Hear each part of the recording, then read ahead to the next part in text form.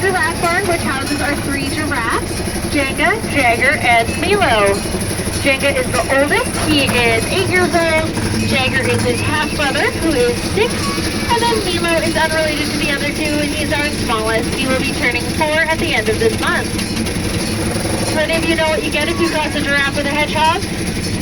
The world's largest toothbrush.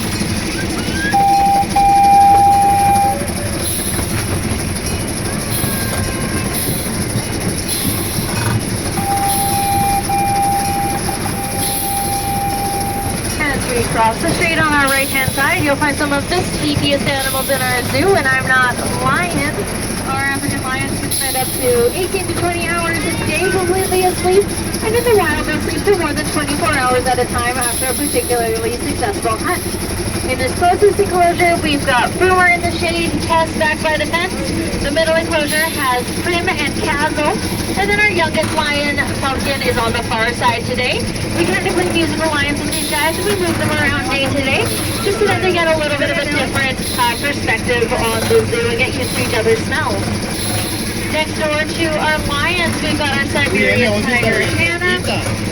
Hannah is 13 years old, and she came to us from the Seoul Zoo in South Korea when she was 1. Just trying to see if I can spot her in here. She's usually taking a bit of a cat nap at this time of day.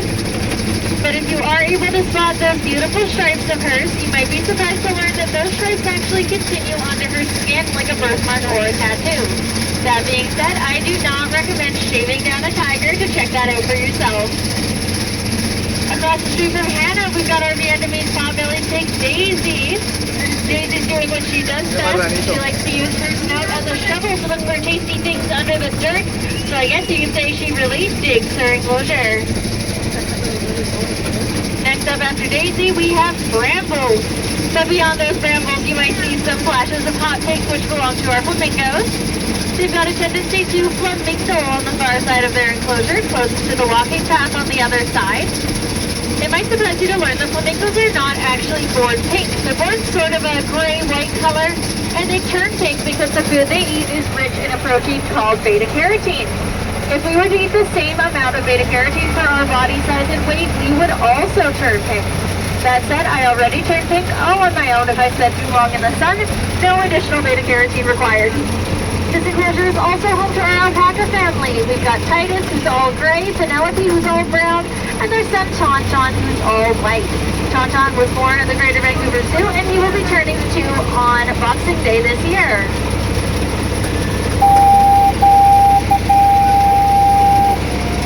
As we round the corner and approach the tunnel, I'd like to remind everyone to remain seated, keep your whole body and all personal belongings inside of the train.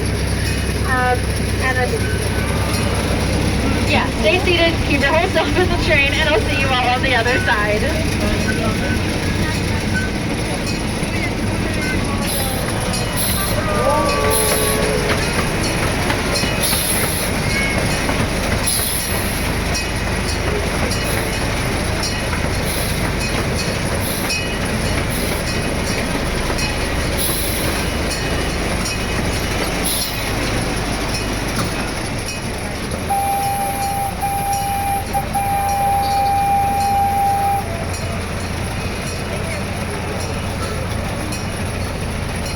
Can I get a wave if you're still with me? Perfect. Can I get a wave if you're not? Awesome. It looks like we all made it through that time. So in the distance on our left-hand side, you'll find our conservation corner where you can see some of the conservation projects that we have running at the zoo. We're working on raising the population of 3 different native species. We also have our North American walking trail where you can see a number of species that are native to North America, such as pelicans, cougars, bison, elk, and other types of deer. Speaking of deer, up ahead on our left-hand side, you'll find our reindeer. Reindeer are also known as caribou, and they are the only type of deer where both the males and females grow antlers. The males drop theirs at the end of mating season, and the females get to keep theirs all through the winter. On our right-hand side, as we finish passing by these hedges, you'll find our hippo pond, home to our hippo sisters, Haiti and Athena. If we kind of look back over our right shoulder, you'll see both of them hanging out in the pond, just enjoying a nice early afternoon dip. Now, hippos weigh approximately 4,000 pounds. but despite their size and weight, they are faster than humans on land and in water. This means that your only chance of beating our girls in a triathlon would be the bicycle portion.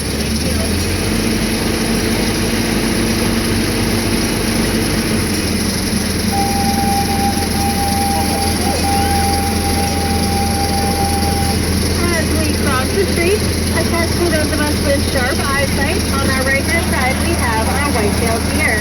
Now, these guys like to hang out in the tall grass, in the shades of the trees, so they can be a little bit difficult to spot here. I do think that some of them have been hanging out closer to the front of it, so I'll try to point those guys out to you as we get closer. Much easier to spot, however, just up ahead on our left, we've got our grizzly triplets, Henry, Huggy, and Scout. Now, our grizzly triplets, much like all of our other bears here at the Greater Vancouver Zoo, were orphaned when they were too young to survive on their own. So they needed human help in order to survive, and so because of that, they can't go back to the wild. But despite that, they're now amazing ambassadors for their species here at the Greater Vancouver Zoo. Looks like they're just down in this front corner here, hanging out in the shade, digging some holes.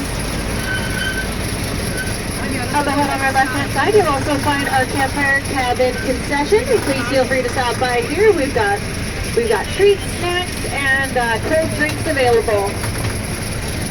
Right here on our right-hand side, we've got some of our white-tailed deer. We've got one of our males. We've got one of our females. We also have a new fawn that was born here quite late in the season. Now, as we start crossing over this bridge, please remember to remain seated.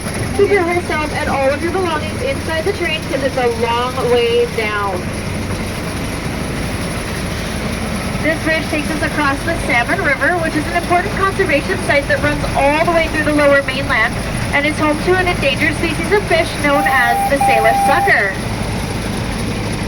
As we finish crossing over the river, on our right-hand side, you'll find some of our wolf pack. We have 13 wolves in our pack here at the Greater Vancouver Zoo. Looks like they are mostly hanging out near the top. We've got another one down by the brambles here. And the vast majority of these guys were actually born here on site in 2021 and 2022.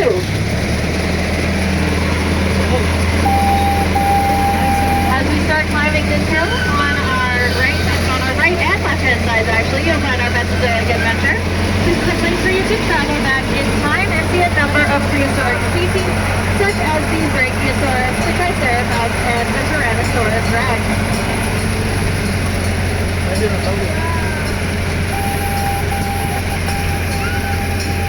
In this corner enclosure on our right-hand side, another test for those of us with sharp eyes. This is our red box enclosure. Looks like Holly and perhaps Mayhem might be out right now. Now, if you're able to spot them, you might notice that neither of our red boxes are actually red in color. This is completely normal, though, because despite being named for the red color, red boxes can come in a bunch of different colors. So that means they can be red, black, brown, gray, silver, or white. And ours both happen to be completely black with white tips to their tails. Foxes have an incredible sense of hearing, and they've been tested as being able to hear the ticking of an analog watch 2 feet underground from about 4 miles away.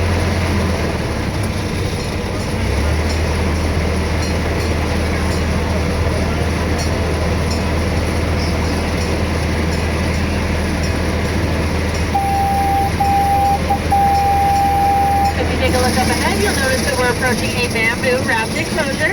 This is home to our red pandas, Arun and Paprika. Now, despite sharing the name, red pandas are not related to black and white giant pandas at all. They just share the name because the word panda means bamboo eater. It's looking like Paprika's in the barn right now, and Arun is just having a nap up in the treehouse. These guys are crepuscular animals, which means that they're both active at dawn and dusk. So right now it's kind of nap time for them. Did any of you hear about the red pandas who got to a fight? There's not much to tell, but they all got bamboo boos. Next to our red pandas, we've got our herd of Adax. We have Cactus here with one horn, his mate Saguara, just by the tree there. And then their kids, Bocara, Piper, and Alvin are in there with them. Bocara, Piper, and Alvin were all born here on site. Just beyond them, kind of over the crest of that hill, we also have our Persian onager Oscar. The Persian onager is sort of donkey-like animals from the Middle East. Hanging out under the shade of this tree, on our right-hand side, we've got Nancy, our nilgai. Nilgai are native to India, but they were brought over to North America for display in zoos in the late 1800s. Now, in sort of the 19-teens, they were all released because they weren't able to keep the zoos running with World War I going on. So they just kind of let them out. And now there are more wild nilgai in Texas than in their native India. Also on our right-hand side, as we round this corner, you'll find our herd of scimitar horned oryx. This entire herd was born here on site as part of a species survival program. Species survival program is a really important conservation initiative that works to raise numbers of species that are endangered or extinct in the wild. The scimitar horned oryx had been declared extinct in the wild in 1998, but actually this past December, so December 2023, they were actually downgraded from extinct in the wild to endangered. So they skipped the critically endangered level. They jumped right up to endangered. So that's an amazing step in the right direction for these beautiful animals.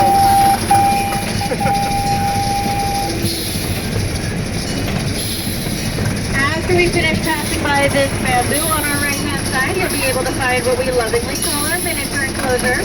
It's home to our dwarf season Zeus, our miniature horse Pearl, and our domestic donkey Bob. Looks like Bob's just hanging out having a grass right off into the fence, and Zeus is way off in the distance. And on our left-hand side, we've got our two plain zebras, Safara and Karoo. Now, do any of you know why zebras are striped? It's because they don't want to be spotted. Now, all jokes aside, it's actually an incredible form of camouflage, because if a predator sees a herd of zebra, all of their stripes blend together like a big optical illusion. The predator can see sort of one large blob, and they're not going to want to go after that, so it helps to protect them. As we finish crossing over the second half of our Salmon River, if you take a look up and to the right, you'll find our African savanna. In the distance, we've got our giraffe, Jaga, Jagger, and Milo.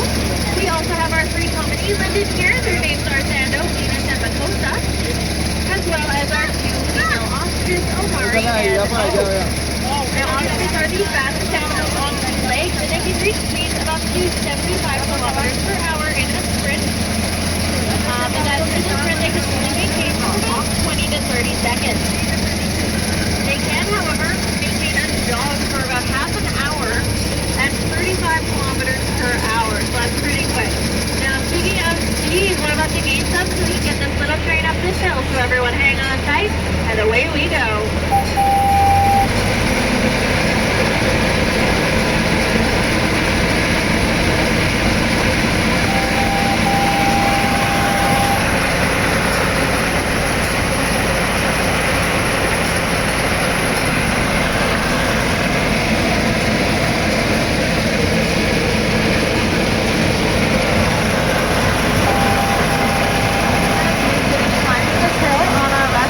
You'll find washrooms, drizzling gift shops, cool pubs, ice cream, and guest services.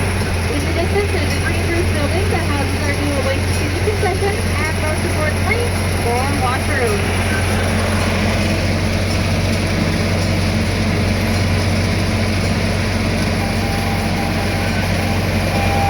As we pull back into the station, I'd like to remind everyone to remain seated until the train comes to a complete stop, and I've turned the engine off. At that point, you'll be able to follow the pink and yellow arrows on the ground all the way down to this wooden green exit gate here at the back. Thank you so much for riding with me today and for bearing with my terrible jokes. I hope they weren't too off the rails for you. Once again, my name's Erin, and on behalf of the Greater Vancouver Zoo, have a wild rest of your day.